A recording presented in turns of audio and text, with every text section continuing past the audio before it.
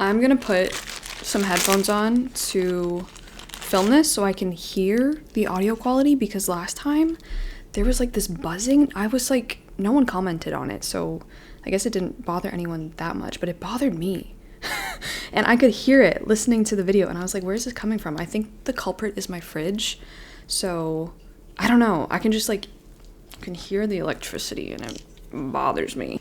I do want to apologize to my fridge because I think it was actually my freezer the whole time. So I'm here today. I'm getting my back is getting absolutely cooked, but I hope that the sun is going to be going down soon. I think we've timed it right that we're going to catch the sunset together while I talk about the books that I've read this winter. That's why we are gathered here today, to talk about the books that I have read this winter in January and in most of February. Before I forget, I actually need to add one. I have a lot to talk to you about. I'm in a big yapping mood. I had 2 coffees when I usually only have 1. So in 2026 so far, I've actually had a pretty good reading year so far. Great, we're off to a much better start than last year. The first book that I read in January of the new year was Snowglobe by Soyoung Park. This, I have so many thoughts. This is a YA dystopian. The dystopian world in here is like winter. Instead of the way that climate change is going now, where obviously the earth is warming, in Snowglobe, the earth has cooled completely, and basically everywhere, the whole entire world, is just the ice age. The people who are very, very rich in the world live in the only one warm city in the whole entire world, which is this domed city known as Snowglobe. Starting this book, I was so hooked. It was so addicting, so readable, and I really felt like I was reading like peak YA dystopian again. It felt like reading The Hunger Games all over again. There's a lot of similarities to The Hunger Games in here, actually. For the first half, I think for the first half exactly, I was eating it up. It was so incredible, honestly. I was hooked. There were so many different storylines going on, so many different layers, the themes that we were exploring. Let's start there while the train is still on the rails. So in Snowglobe, we are following this young girl, Jeonchobom, and she lives outside of Snowglobe. She lives in one of the districts that basically just powers Snowglobe. So if you don't live inside Snowglobe, you are going to be one of the people who contribute to Snowglobe's energy and their resources and their ability to keep living in this frozen world. The way that this is done is that all the people living in the frozen waste, essentially, actually I hate that term, by the way. I hate the term frozen waste. They go to work in factories where they are basically just like human hamsters. So they run or walk in a wheel all day long to generate electricity for Snowglobe. And they get paid, they do get paid a little bit, but mostly they get paid in entertainment. So while the people outside Snowglobe obviously have a rough life of manual labor and poverty most of the time, the people in Snowglobe don't get to live there for free. If you live in Snowglobe, you are an actor on a TV show. 24/7. The camera is basically always rolling on you, and you provide the people who live outside Snowglobe their entertainment in the form of reality TV. So Snowglobe is really all about the facade of reality TV, entertainment, the shallowness and fickleness of celebrity and fame, and basically a lot of it too, although I'm not super familiar with Korea's like entertainment industry. I'm assuming this is a very, very scathing critique of South Korea's entertainment industry. Also very interesting to obviously look at it now when social media is as big as it is, and so many people, me included, I'm selling myself essentially, or selling my thoughts, or selling parts of myself for my job as my living, which everyone does. But the way that social media is doing it is like you are recording, and like obviously some people are recording their whole entire lives in order to be able to live that life. So that's so fascinating, and this really explores obviously the darker sides of fame and celebrity and who you become when a camera is always on you. So Jeonchobom, who's living outside with her family, she loves this one show that Snowglobe showcases, which is the life of a girl just like her. It's basically the Truman Show, because we've watched this like sweetheart of Snowglobe essentially grow up from the time she was a baby all the way until now, and she's maybe like 17. But everyone in John's family has always remarked that she looks exactly like the protagonist of this show, who's this girl named Go-heri. So she's always been told that she looks exactly like the actress in the show, the actress, although everyone is obviously very parasocial, and generally people outside of Snowglobe just believe that the shows that they're watching are legitimately these people's real lives. Our girl's life changes when people from Snowglobe show up at her house and they're like, hey, please come work for us as the new girl for the show that you've loved. Please come be our new Goheri, because the Goheri you've been watching is dead. She's dead. And the fact that you look so much like her is going to allow us to continue the show. Our main character, for the first half of the book, I thought was kind of a fascinating look into her character, because she's quite like morally ambiguous, because she jumps at this chance while also mourning the fact that like her idol is dead, but she also simultaneously like wants into Snowglobe so badly. What I thought was like a cool character study, actually I think in reality turned out to be quite lazy writing, but we'll get there. The other thing you should know about Snowglobe, I have so many thoughts, I'm just going to talk about this for a while, I'm warning you now. The other thing you need to know about Snowglobe is that if you live there, you're either an actor, like I said, or you're a director. So you can either act or direct the shows. Our girl John has always wanted to be a director. She hasn't even wanted to be an actor, but now she finds herself in the position of being this Snowglobe sweetheart. But she quickly finds out, like when she's brought into Snowglobe, that things are not, you know, peachy. Things are not rosy. Things are really tough, and things are really warped and dangerous, and nothing is, you know, as it appears to the viewer outside of Snowglobe. She gets introduced to like Heri's family, who are an interesting cast of characters. They all have secrets, they all have certain things they're hiding. Outside Snowglobe, life is a daily battle for survival, but inside, the war for ratings is ever deadlier. It quickly turns into a thriller. Let me say, incredible, addicting plotlines and story and elements, and like learning about the world of Snowglobe, which was so interesting, and which I'm pretty sure is a microcosm for Seoul, was fascinating and wonderful. And there were so many little intricacies and things that you as the reader, you're like, oh, we're gonna come back to this and we're gonna learn more about it, and it's so juicy, and you like love the drama. I was eating the drama up. However, the second half of the first half of this book began to move really, really quickly, and we're not spending very much time with anything. And by the time I got to the second half of this book, the way that this went off the rails was extraordinary to watch. I don't know what happened. It's so strange when you meet a book like this, and the first half you're enamored, you're like, this is a juicy new favorite, and then the second half you just wonder like what went on in the publishing with this, what went on in the author's life. Legitimately, the second half of Snowglobe felt like the unfinished draft. It was so bizarre. The amount of twists in Snowglobe it's insane. This should have been such a more focused, contained, pointed, driven narrative than the huge expanse wants to do everything book that it became. So it was so disappointing, because the people in power in Snowglobe is this family dynasty who basically controls the entertainment industry. And we see John getting in with like the son of this family, and how he's not quite happy with how things are going to be run. And so it was like the whole book was set in the Hunger Games capital, and we're kind of learning. It's like the Hunger Games capital is how I would describe this. Like the Hunger Games if it were set in the capital, and if it were following the super rich, super well-off kids in the capital. If you have read this, please let me know what you thought of the ending of this book. It is a duology, which I didn't know when I picked it up, but if you've read the second half, please post your thoughts below. Like, you can put a little spoilers thing, because I need to talk to someone who has read this book about how crazy it was and how insane this got. It went somewhere I was not expecting, and it went somewhere that it didn't have to. Like, it didn't have to. It had all the best elements, and then it decided not to use or explore any of them. Really weird. It was like two different people wrote the book and like didn't talk about what they were gonna do. Maybe my favorite book I've read so far this year, and that is Split Tooth by Tanya and Tagaq. This one was for the World Tour Book Club for Canada. First of all, the first thing I can tell you about this book is that the physical book is a joy to behold. There's really something so wonderful about reading a book that just feels nice and is a pleasure to like have a physical relationship with when you're reading the book, because it's that lovely butter, and then it's like beautiful soft pages, so floppy. 10 out of 10 on the book creation. This was such an experience that I had with it over I think I read this in 2 or 3 days.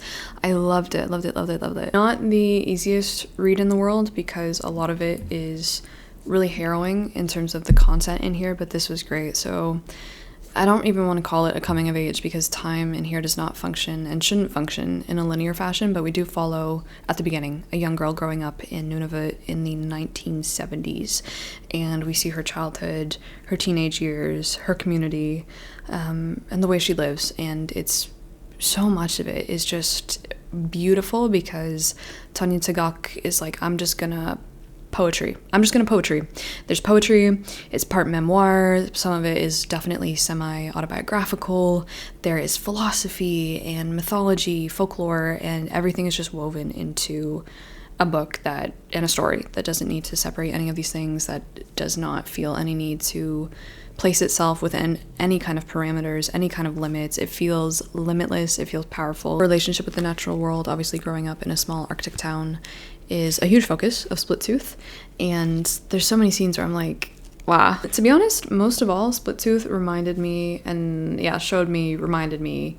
of how impoverished my own worldview is. I'm definitely gonna reread, and oh my goodness, so good. All right, next up, what do we got? Okay, we actually have another 5-star read. For an episode of Read It or Yeet It, Move It or Lose It, Read It or Unhaul It, I picked up Small Things Like These by Claire Keegan. This was a gift from Carolyn, thank you. I loved this. I really was not sure if I was gonna be into this or not, but I was. I again devoured this. Like, obviously it's quite a short book as well, but I highly recommend, especially if you can read it when it's set, which is in the lead up to Christmas. It's set in the 1980s in a small town in Ireland, and we follow this guy named Bill, who is a coal merchant, among other things. Like, he does, you know, some odd jobs here and there, but he's quite, like, so stale, you know? He's so stale.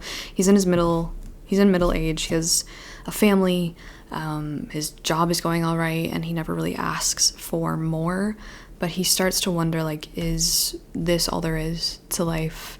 Is this what life is going to be like? His days in and out are very much identical. I just want to talk about Claire Keegan's writing, because that was what stood out to me above all else. It was like perfect, okay? It was like a masterclass. The writing was just so spare, right? So like spare, focused, very self-assured, knew exactly who it was. The words were like, we belong in this place and time.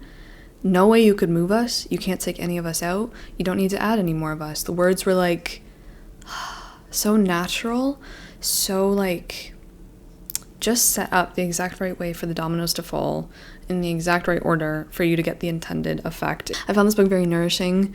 Like, the writing, you can just see Bill's life, you can see everything going on. You're so there. It's a very present book, and it was wonderful. The story really gets going a little bit more when Bill is it Bill? Am I crazy? Yeah, it is Bill. Come on. The story really picks up when Bill goes to make a delivery to the local convent. We've known about the convent and its hooks it has in the town, shall we say. Like, there's a lot of talk about Catholicism in here before he goes to make this delivery. Anywho, when he makes the delivery and he drops his logs off, because he's delivering firewood as well, I believe, he sees something in the convent, something going on. He witnesses something that the nuns are like, oh, what was that? No, you didn't. You actually didn't see anything. You didn't see nothing. It's not what it looks like. And now Bill has to live with the fact of what he's seen. Like, does he tell someone? Does he do something about it? What does he do about it? How does this thing relate to him? How does this relate to his community? What are we gonna do about what we've seen in the dark? And it's just like so great. It's so great, man. It's so perfect.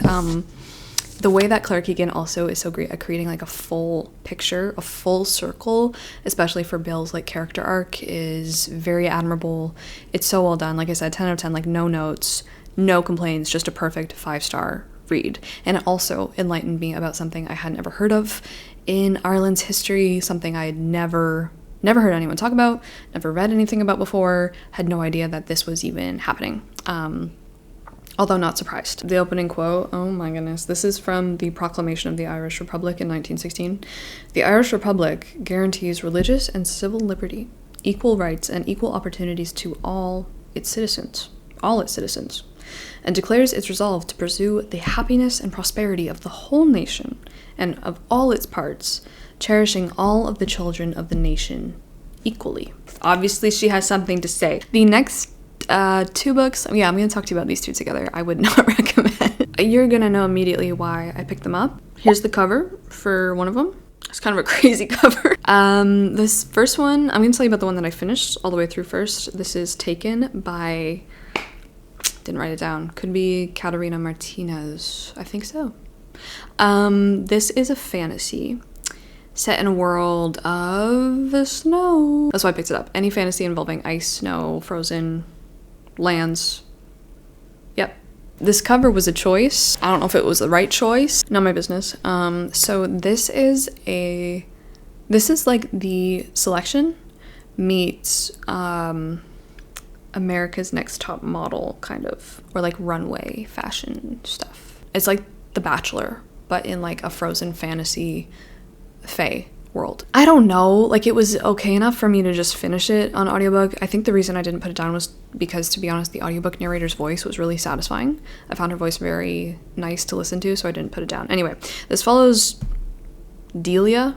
She is living in London in present day, I think, but in this world in London we have like mages and people who can do magic, and she lives with her 3 mothers, and they are the tailors for a lot of people and also a lot of like powerful mages. So Delia's thing is that she creates the most beautiful dresses, and the dresses seem to affect the wearer in different ways depending on what she's created.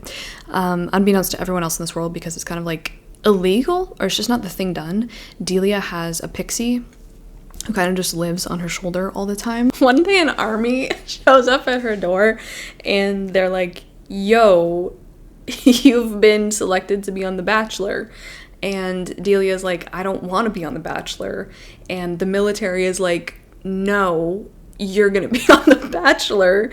That's too bad. You're gonna come with us. We're gonna take you by force out of London and into the Fae world, which is like a parallel universe next to Earth, I guess. So she gets whisked into this frozen, beautiful tundra where everything is just like icicles and glittering snow, and things are very beautiful. And the Fae here are like the winter Fae, so they've made ice palaces and, you know, everything that I'm like, thank you. Before she knows it, she has to compete in The Bachelor, except it's The Bachelor where like you might die a little bit. However, she's like, you guys have made a big mistake. Like, I'm not Fae. I'm a mortal woman, and they think she's Fae. I'm sure as this series keeps going, it is fantasy romance, but like, to be honest, in the first one, there's like no romance. Everyone is fighting for the hands of the prince of the kingdom, but he's really not on the page, and we really don't learn too much about him. Anyway, I thought this was pretty mediocre. I'm not going to continue the series. I only picked it up because I needed something to listen to while I did my laundry, and I was like, winter fairies, bring it on. The next one, though, I was like, I've hit my quota of mediocre winter fairy books, so I DNF'd Omen of Ice by Jus Accardo. This one actually had a pretty similar storyline to Taken, but it was like 16 hours long on the audio, so I was just like, no, it's not worth my time. This one was also about a winter fairy kingdom, and it was just like very not good, very shallow. The world building, everything was just lackluster, so I really don't have anything to say about this. I'm sorry, I didn't have to. The next book that I read to continue my series that I'm going to be reading the full thing of this year is Restless, Slumber by KJ Sutton. This is book 2 in the Fortune and Sworn series. I think this one might actually be my least favorite of the series. Yeah. I still had a good time with my reread for sure, but I think this one is my least favorite of this series, if I'm remembering that correctly. This one follows Fortuna, who is a nightmare. She has lost her whole entire family. Her parents were murdered. Her brother's been kidnapped, or he's gone missing. But one day she finds out that he's been kidnapped by a fairy down in the Unseelie courts. And so when another fairy shows up in her life and he's like, hey, if you marry me, I'll take you to your brother. And she's like, all right. I hear the wedding bells. I need to go save my brother. We can do this.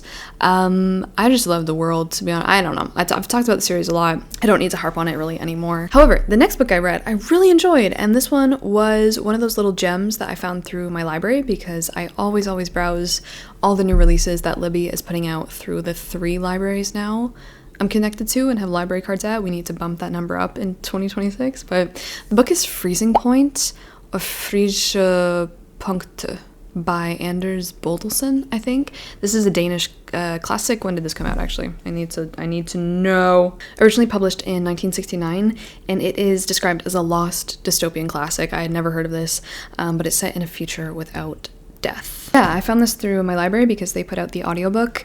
I checked out the audiobook, started listening to it. I was like, wow, this is great. I didn't finish it in time. It got returned, and I was like, I need to I need to get it back. Like, I need to finish it. So when I saw that they had, my library also had the book available, I borrowed that and I finished it. And I think this is one that I would like to own. And I would highly recommend. This talked about so many scary things, so relevant, I think, in more ways, obviously, than he would have known writing this in 1969. The story starts in 1973, and we follow this man named Bruno. He is working as an editor for a magazine that puts out, like, short fiction pieces and short stories. However, he quickly learns that he actually has cancer, and it's not curable, and he's gonna die within the next, within a relatively short period of time. However, his doctor is like, hey, just so you know, if you were curious, I don't have any stake in it. If you wanted, we could freeze you down, like cryogenically. We could cryogenically freeze you, and then we could wake you up when the type of cancer you have is cured, so you could live life again. You could have a full life once we wake you up. We don't know how far in the future that's going to be, but it's going to be sometime, and we can wake you up then. So Bruno has the choice to either live for a little bit longer or be frozen down and be woken up, God knows when, into a new future when he's going to be disease-free. Around this time as well, he also has a tiny bit of relationship with this ballet dancer who he meets and who he wants to interview for, like, short story stuff. Anyway, they kind of have a few nights of love together, and in the morning, Bruno decides, you know what? Hell yeah. Freeze me down. He gets frozen down and he wakes up in 1995. But when he wakes up in 1995, it's not the 90s that we know, okay? The world, because of this technology that we have, has really changed, because people are now, since Bruno was frozen down successfully, people have started to become frozen down all of the time. At first it was obviously for medical purposes, like if you had an incurable disease or if you were dying, they would freeze you down to wake you up when you could live life again. But when Bruno wakes up, he finds that he's like a little bit of a prisoner. Like, he's definitely a little bit of a prisoner. He has a very slow reacclimation process to get used to the 90s, but when he looks out his window from the hospital, he just sees that things are so completely different. There are people there who are supposed to be helping him acclimate to the 90s in the future, and the people there tell him that, like, hey, we have solved the population problem, we've solved world hunger. In this new world, there are no more wars, we're not fighting each other anymore. When I was reading it, I was like, wow, it's a lot of advancement to make in 20 years. This book asks so many questions, so many medical questions, so many questions about ethics and life and treatment of people with incurable diseases, and also just questions of, like, obviously immortality in this fashion, because Bruno also learns that people are now choosing of their own free will to be frozen down for no reason. Some people just get frozen down because they're bored of life and they want to wake up when things are more exciting.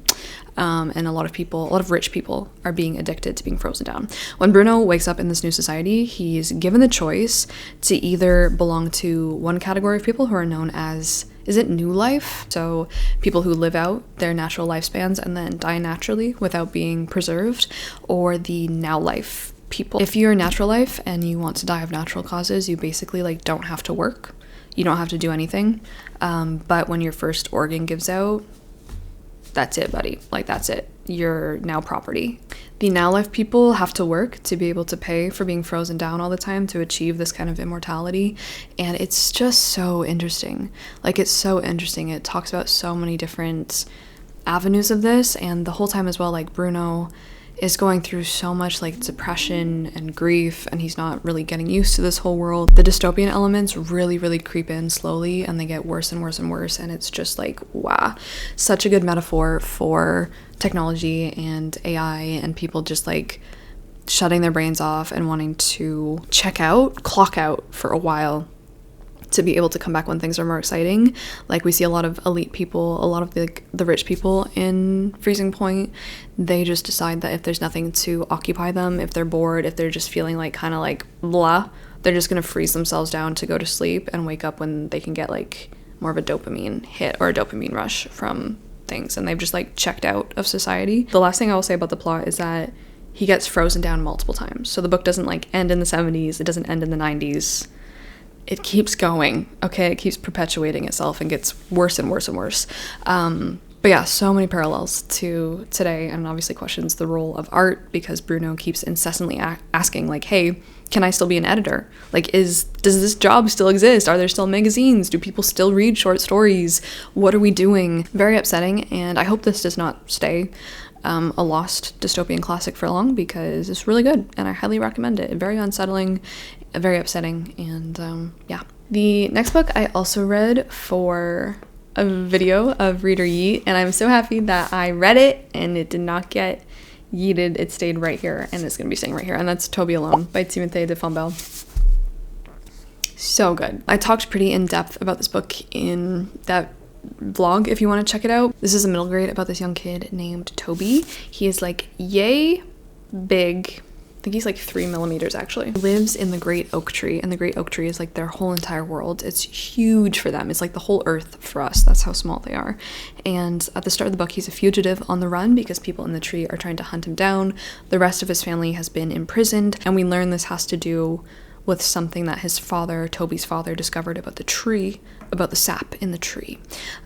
This book, it's so hard to read because of the parallels. It's drawing to the here and to the now. It's like reading the news, the stuff that this author talks about in this middle grade, which is like done beautifully, done perfectly.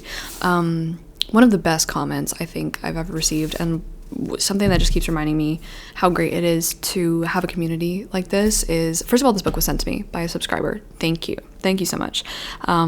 But then when I read it for that vlog and someone commented, like, I'm a teacher, and I'm actually gonna put Toby Alone on our syllabus for class, and I'm gonna have all these lessons that I've organized about the different aspects of the tree, from like nature, science classes, social studies, politics, all of that stuff. It was so great, and I hope the person who sent me this book like knows what an impact you've made simply by wanting to send someone a book that you really enjoyed. It's like so seriously so powerful, and Toby Alone is so powerful. So I just loved everything about it. I talked to death about how much I love the environment in here because everything is so small, and you are doing like these acrobatics in your mind to imagine the world that Toby inhabits. Everything is tiny. This book is also illustrated with some great depictions of the world that we're in. We flash back to Toby's childhood growing up in the tree, and we find that throughout the years the tree has kind of been taken over by this man named Joe, who started as a border patrol agent and who has now kind of become the de facto leader of the tree, and he's doing like horrendous stuff. Yeah, I gave this another great, beautiful, wonderful 4 stars. This was so impressed, very, very impressed with this book. And if you have people in your, like, obviously read it for yourself, but if you have kids as well, so good.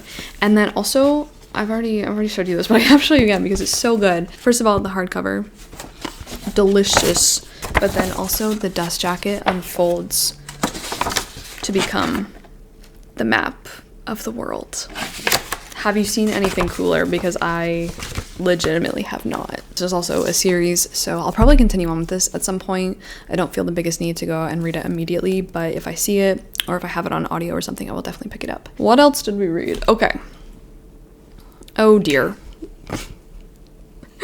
Like, looking at what I really enjoyed last year and what made it onto my favorite books of the year, I was like, I've been loving the noir detective novels. So when I saw The Postman Always Rings Twice in my library app, I was like, all right, we'll give it a go.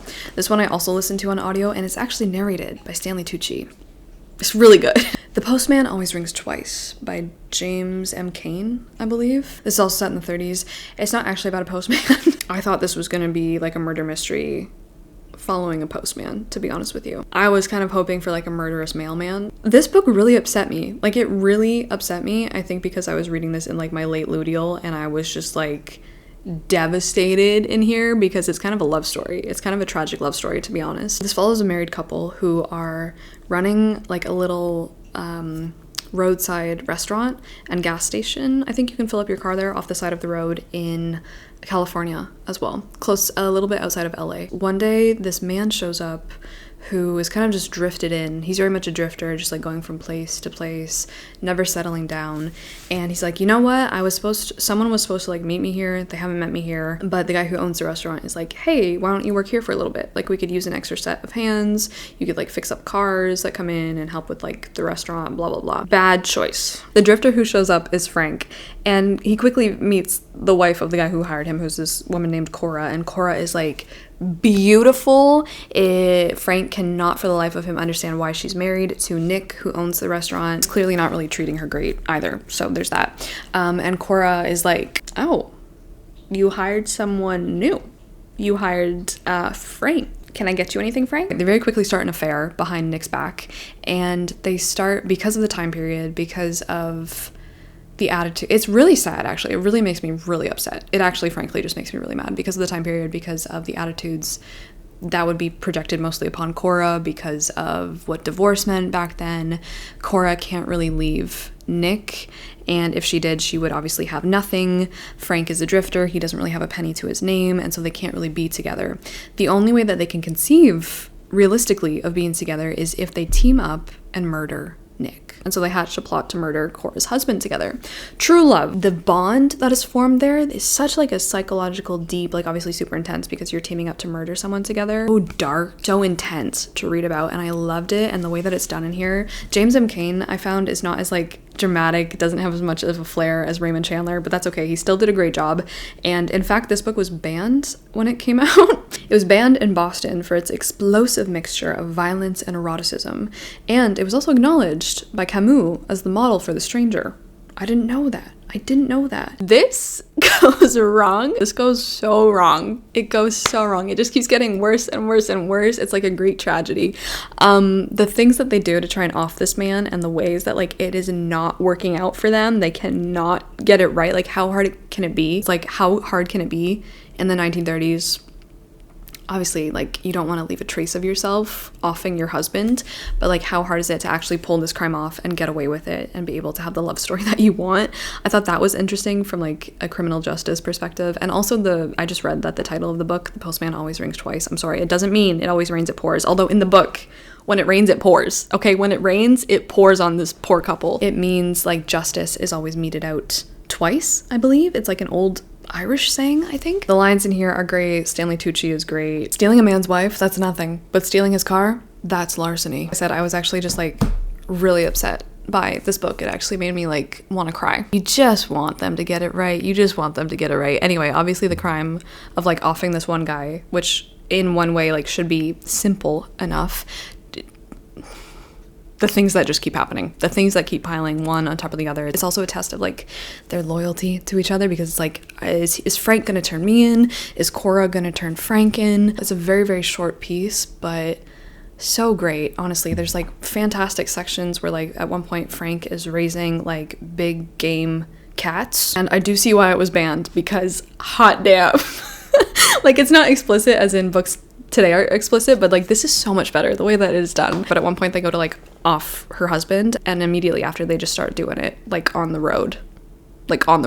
Anyway, that is The Postman Always Rings Twice. He do be ringing twice. There is a lot of mail. Next one I read, Sadly. It is called Satellite Love, so Sadly.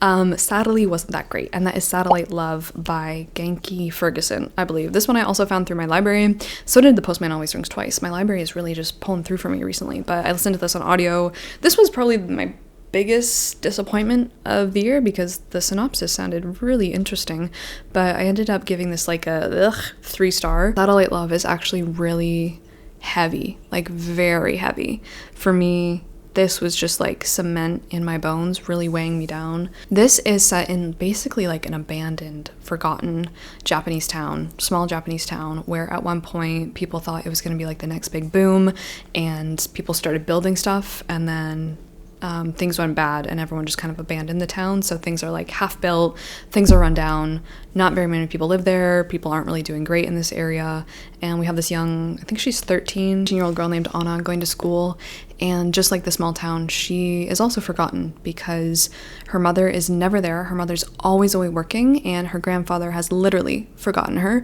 because he is losing his memory and he doesn't really know who she is most days. So she's just left with her grandfather in her house who doesn't even know who she is, and she kind of has to bear all of this on her own. To make matters worse, she is like the scapegoat in her class. She is the girl who, for whatever reason, the whole grade has basically just decided to pick on, to bully, to make fun of, and she has to deal with that as well. She has a lot of mental health issues going on, like a lot. She's really, really struggling. She is so alone. She is so lonely. And so one night she looks up and she sees one of Earth's like low orbiting satellites. And so she kind of becomes obsessed because she's like, there's actually something out there watching me. Like there is someone out there watching me who's noticing me, and it's a satellite. Eventually, this satellite comes down to Earth and speaks to her, and is very much a person in her life. The whole thing is really just devastating. It's really, truly just devastating. However, I don't think this book really accomplished anything it set out to do particularly well. I thought there was going to be a lot more exploration, because there is hints here and there, but never anything that comes full circle or is really totally taken apart to look at. I thought it was going to be exploring like the decaying of the town. Human-made objects have a spirit, a soul, if we've made them, like if it's not part of the natural world. There was a lot of exploration of religion in here, and I just didn't think any of it really held together particularly well. I don't think the writing and the narrative and what it wanted to accomplish really stuck for me. I have 2 more books to talk to you about that I finished in February, and the first one is Frostfire by someone. Someone had to write this book. I don't remember. Ellie McKay? Potentially, something like that. This is a children's book, like very, very young children's book, but I also found this through my library, and I just want to pick it up because you guys can see the cover. It's set in the winter, and I thought this would be a cute, sweet little book to have a little afternoon tea with, sit down and just read and feel some kind of winter magic again. I do want to say the illustrations, the art was gorgeous, but the story, like, I know it's a children's book, okay? And I am going to sit here, though, and review the children's book with a somewhat reduced list of qualities that I would expect it to have from the other novels that I read. As a kid's book, as like a very young children's book, what the heck is this? Like, what the heck was this story? Like, we created beautiful illustrations, but then the story that goes along with it just, like, does not do anything justice and is really just, like, hurried, kind of lazy, because this story follows like 2 fox sisters who are out in the woods and they're talking about snow dragons, and so we're inventing like this mystical, magical snow dragon who is like, oh, like maybe snow dragons are gonna eat little foxes, and the younger fox sister like goes off to have this little adventure with the dragon all by herself, and the story was just like really lackluster. Like, if I bought this book for my kid, I'm just gonna make up a story to go with the pictures, because the story that was actually next to the pictures. The last book that I read in February, although I might finish more by the time this video goes up, I don't really know. We have Wintersong by S Jae Jones, which was one of the books on my 26 books to read in 2026, so we can tick one of them off. This was actually pretty good. I was a little bit impressed with this. I think the writing was gorgeous. S Jae Jones really seems to know what she's doing with her writing, with her stylistic choices, and also above all else, her command of like musical language, music history, because a lot of this is very, very musical, very focused on instruments and composition and music of the time, because this is set in the late 1700s. We're in a small German village, I believe. I'm pretty sure it's a German village, and we have this family living in an inn. They run an inn.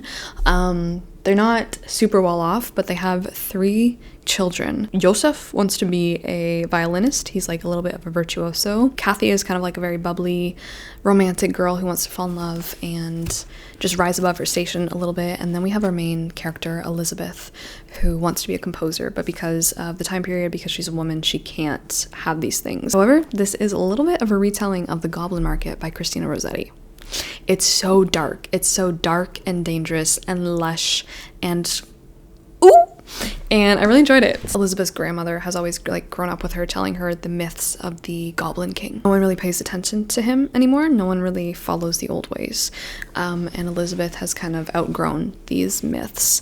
However, the Goblin King is very much there. And so when he steals Elizabeth's sister down into the underground, she has to go down there and save her sister. I do want to say this whole book felt like one long extended scene. Like a lot of it is very repetitive and I think wallows in its pacing a little bit for sure, but I think the lush description, the gorgeous, dark, wintry, the whole book is set in like the winter as well, and like the Goblin King is very much like a force of winter, an entity of winter, like winter personified. If you like the Phantom of the Opera, there's a lot of Phantom of the Opera vibes in here. The review on the back of this one says Labyrinth by way of Angela Carter. I can definitely see that as well. So those are the books that I've read so far in the winter of 2026.